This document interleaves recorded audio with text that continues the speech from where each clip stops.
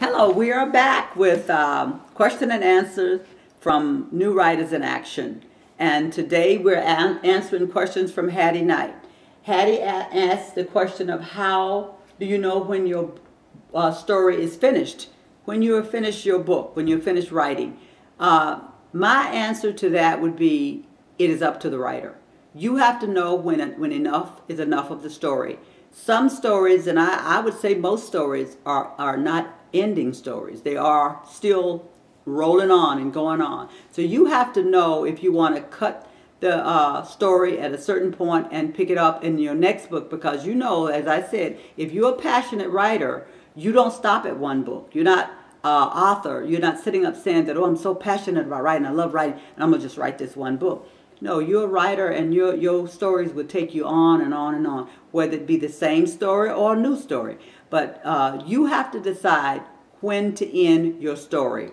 And do you end it, is it ended where the reader is satisfied? If you read your story, you have somebody read the story to you, and it sounds like, ooh, I want to know what happened to her. Where did she go? Did she stay married to him? Well, you have to see how much of that is really powerful, how people are really feeling that, if you're really feeling that. And if you're really feeling that as a writer, the other part of that story of carrying her life on further into the future, or even taking her back to tell more of her story that was in the past, that has to be up to you as a writer, okay? Your next question was, what happens if you start writing one story and it veers off in another direction? That's a good question. That is also up to the writer. Now, I would say this: if you're writing a story and it veers off into another direction, you want to make sure that that story is connected as it veers off to another direction. You have to make sure that it's not disconnected.